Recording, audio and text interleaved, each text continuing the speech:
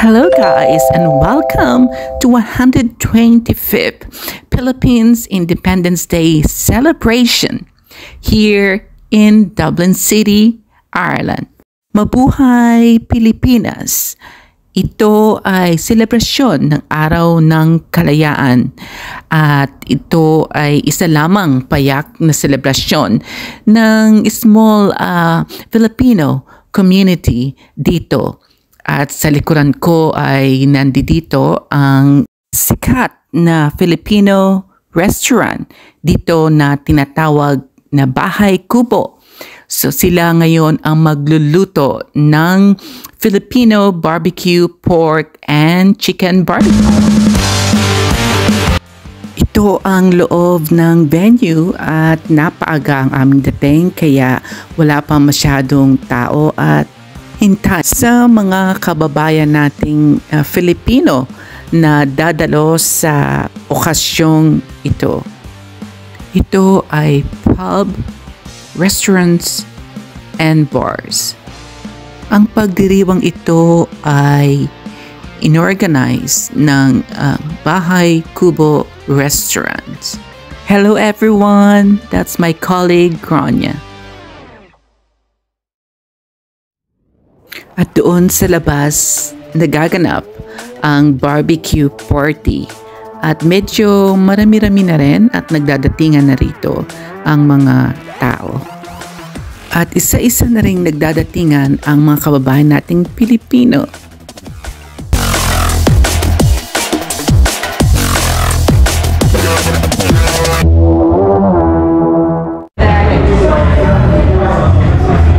Hi Camille! Happy Independence Day! Happy Independence Day, Philippines!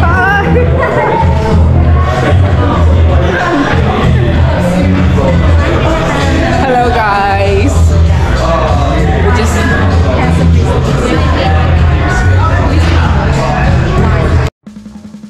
At unti-unti nang napupuno ang barbecue area. Imbitado ang lahat dito, Afam man or Filipino. Open sa lahat ang selebrasyong ito. Ito ang tinatawag na Bahay Kubo, Filipino restaurant na sikat dito sa Ireland. At ito na nga ang napakasarap na Filipino pork and chicken barbecue na talaga namang lasang-lasang Pinoy at napakasarap ng kanyang luto. At marami na ngang nag-aabang na mga Pinoy para lang matikman ang masarap na barbecue ito.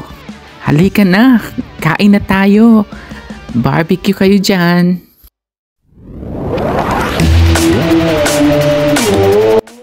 Ayan na, nagdadatingan na ang mga kababayan nating mga Filipino.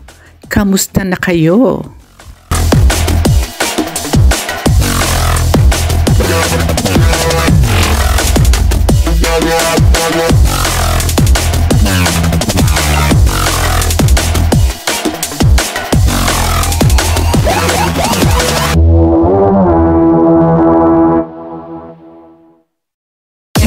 Mabuhay. 1, 2, 3. Mabuhay. There you go. So Mabuhay. Mabuhay. Mabuhay. Mabuhay, guys. So drink. So yeah,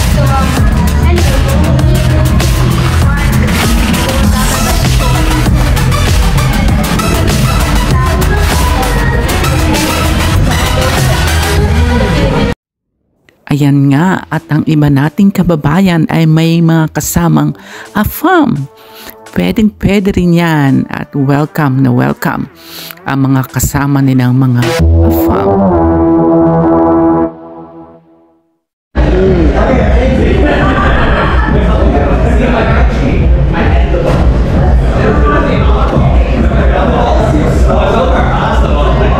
yeah, of course.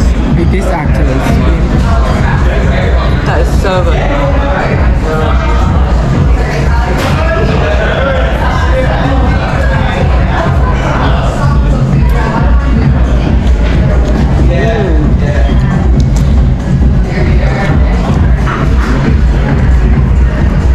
tube. You have to eat properly. You have to eat.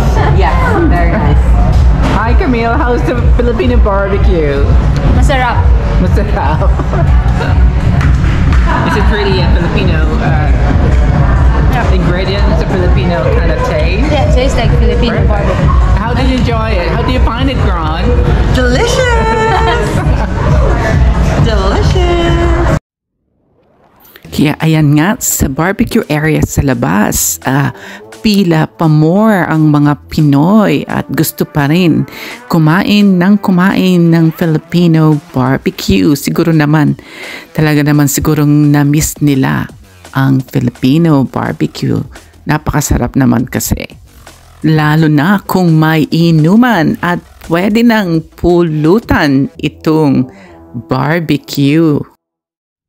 Kaya naman busog, burlog ang mga Pinoy. Kasama na kami doon. Talagang mabusog na busog ako.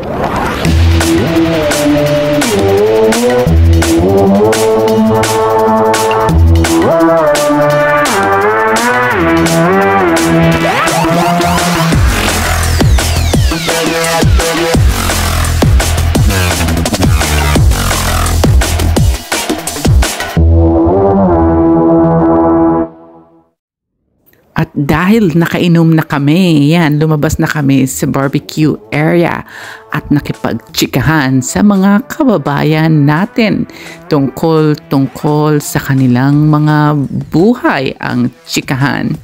At lalong-lalo na ang kanilang buhay bilang overseas Filipino workers dito sa bansang Europa.